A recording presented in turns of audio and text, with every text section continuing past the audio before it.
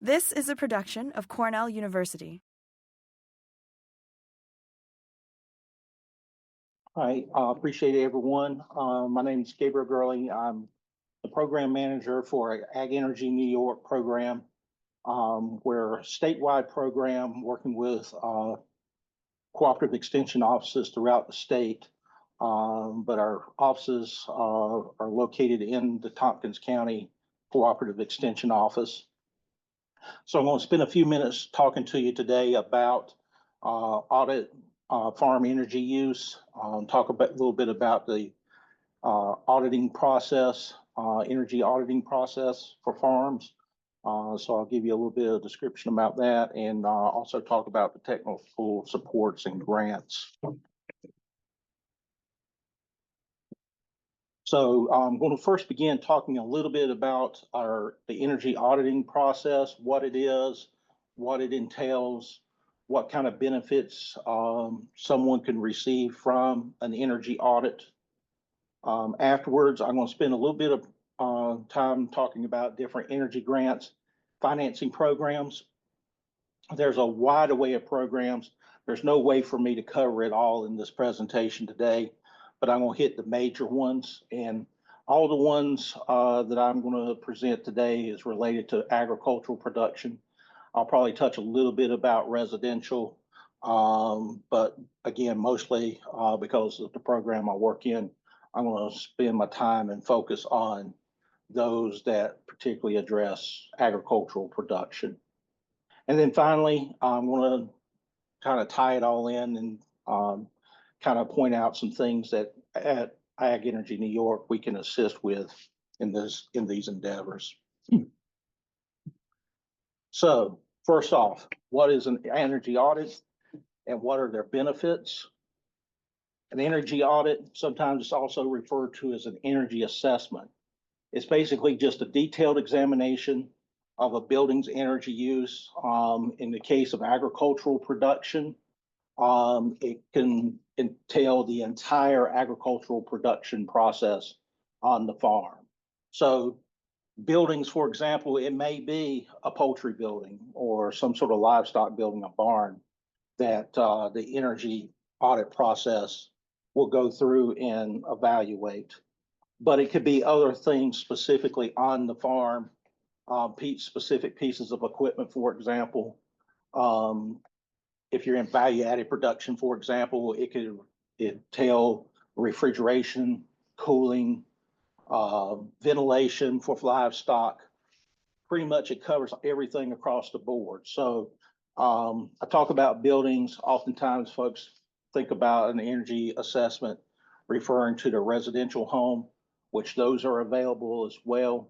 But when it comes to agricultural production, it covers the entire agricultural production that's on the farm. And the purpose of an energy audit is to identify energy saving opportunities and improving performance. And that's both within the buildings and for the agricultural production operations overall. What's included in an energy audit? An energy audit or assessment of how a building or entire production operation uses energy, where it is being wasted, and any safety or health issues. Oftentimes when you get the report, it's a very detailed report. It breaks everything down on the operation, factoring in where the energy is being used, where it's being wasted, safety or health issues. Oftentimes in that energy audit, it'll also have what they have called an executive summary page. It kind of gives you the highlights of what the entire report is. But it looks like an engineering report. It's very detailed. The report can be multiple dozen pages long. So it really does cover everything from A to Z in terms of the farm operation, or in the case of residential, the homeowner as well. So those list of recommendations, recommended energy efficiency measures, and associated energy savings potentials are listed in that report. It'll break down equipment by equipment. When an energy auditor comes out and performs an energy audit or assessment on the farm, they will actually go through every piece of equipment. They'll pull the information off the nameplates, off the equipment. They detail that, they put it in the report, and they have the ability to measure and calculate based upon the piece of equipment what potential energy uses it's consuming on the farm. And also if there could be based upon the production measures that the farm is using, they could give recommendations on where some associated energy savings can be. One of the things about the energy audit or energy assessment as well, particularly with farm production, is that they don't give recommendations just to say, oh, well, you know, you can go net zero by doing this, this, and this. When the energy auditor comes out onto the farm, they have a conversation with the farmer themselves, and they will listen to the farmer and try to figure out what their goals and objectives are. And when they make a recommendation on the report, they try to make sure that those recommendations is something that the farmer can actually implement, something that is within the goals of what the farm is trying to achieve. And they certainly don't make recommendations that's going to make the farmer's life harder. So if they don't come out and make recommendations just to say, well, you do this, you can reduce the amount of energy used by such and such. If they know that it's going to create more issues in the production process for the farmers, then they're probably not going to follow through with the recommendations. So they really try to take a realistic approach when the energy audits are performed and what they put in the report in terms of those energy saving measures. When is an energy audit useful? I've got two items here, but there's multiple reasons why an energy audit is useful. First, before making any energy saving improvements or adding a renewable energy system, it's important to have one. Also, having a plan for equipment replacements that increase energy efficiency when a component fails. So one of the benefits about an energy assessment is oftentimes it's usually somebody requests one because they want to see what they can do to save energy. Of course, that's what the energy assessment report will produce. But let's say it's something on a major piece of equipment. The equipment hasn't failed yet. It was going to be a major investment for the farmer. So maybe the farmer says, I can't do it right now, but it's something I should look into. Well, any piece of equipment sooner or later is going to fail.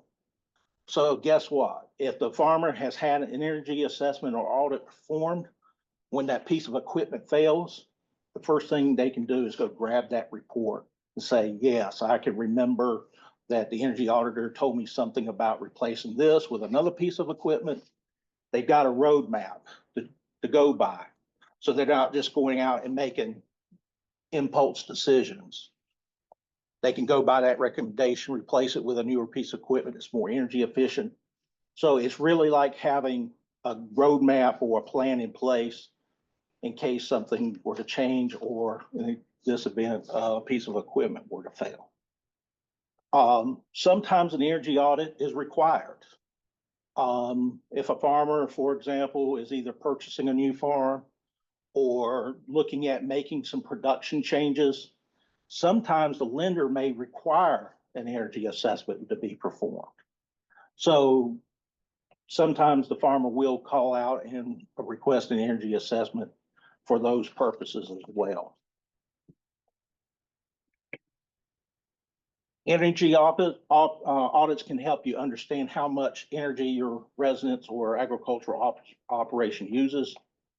It prioritizes problem areas and fixes, helps make your residence or agricultural production areas more efficient and comfortable for the workers, livestock, and you. So it's not just necessarily about trying to save the energy. You know, that's one of the goals, but also it can help make the operation more efficient and more comfortable for everyone that's on the farm. Learn how to you use your energy. Sometimes that energy audit, sometimes folks don't even realize that some pieces of equipment is consuming that much electricity. So you learn a lot about the equipment and what may be using energy on the farm. To determine where the energy is being wasted, to make personalized recommendations, and to help lower your energy bills. So how do you apply for an energy audit? Here in New York, it's extremely simple to get an energy audit performed. The energy audits are available at no charge to customers of an investor-owned utility. And what that means is NYSEG, National Grid, any of your major utility companies, they're considered to be investor-owned utilities. And the easiest way to determine that is when a farmer opens up their utility bill. If they look on their bill and they see a systems benefit charge posted there on their monthly utility bill, that indicates they're eligible for the energy audit. Anyone who is looking for an energy audit for residents, best way to do is reach out to your regional clean energy hub. You can also contact participating local service providers for those energy audits as well. A lot of HVAC companies and those sorts of folks can come out and provide an energy assessment as well. For agricultural operations, it's very simple as well. You go through NYSERDA's energy audit program. If you don't, you can go to NYSERDA's website and look up their agricultural program page. There's a link posted there. If you can't find it there, then of course go to the Ag Energy New York website. We have the links posted there. We also have a contact us button at the top where you can click and post a message to myself and Guillermo in the office, and we can get you relayed to the appropriate person for an energy audit. But the application itself, there's an online application they can fill out. And John, you've helped walk through some folks as well when they called into the office through that process. But there's an online application. Folks who are maybe a little intimidated on filling out applications online, that's where John and has helped folks out before through Ag Energy New York. The paper application, it's literally one page front and back. Basically, all they have to do is fill out their name, a telephone number, email address, what type of commodities they produce on the farm, and sign on the back. It's just about as simple as anything that you can apply for. Again, these audits are available at no charge to the customers. And these audits are also available every 2 to 3 years. So once you get an energy audit performed, it's not one of those things where you just get a report, you set it aside. If your production changes on the farm, maybe you're entering into some new crops or maybe growing some different types of, or raising some different types of livestock. Maybe you're getting into a value added production on your farm. At any time there's changes happening to your farm, you can request to have another free energy audit performed. Okay. So that covers a little bit about the energy audit process. I want to touch a little bit here on the various grants and financial programs that are available. So I'm going to cover in 3 major areas: the USDA REAP program, utility specific programs, and I'm highlighting National Grid just as an example because they cover such a large area of the state. But the other utilities throughout the state offer various programs as well. So just because you're in NYSEG or RG&E service area, they have programs available for agricultural producers as well. And then I'll touch on a few other resources as well in our CS programs, USDA, and the NYSERDA REAP Technical Assistance Program. One of the things that you don't see on here is that there's state programs that New York State offers at the state level as well. So for the sake of time, we couldn't go into all those, but they have specific programs that may tie in to some of these programs as well. And one of the questions that's always asked is, well, can I apply for a REAP grant and apply for a state grant program or financing? The answer is, in many cases, yes. You can stack incentives and grants on top of one another to help reduce those costs, the barrier costs to adopting energy efficiencies. So first up is the REAP program. The REAP program, or it's an acronym for Rural Energy for America program. It was first created back in 2008 by Congress in the Farm Bill. And REAP helps support farmers, ranchers, and rural communities adopt energy efficiency measures and also utilize renewable energy sources. So the objectives for REAP. REAP facilitates its mission through two primary objectives. One, it's a grant or loan guarantee to agricultural producers and rural businesses for energy efficiency improvements and the purchase of renewable energy systems. It also provides grants to service providers to assist farmers in getting energy audits and planning and development of utilizing renewable energy sources. To qualify for a REAP grant, agricultural producers must receive at least 50% of their gross income from their agricultural operations.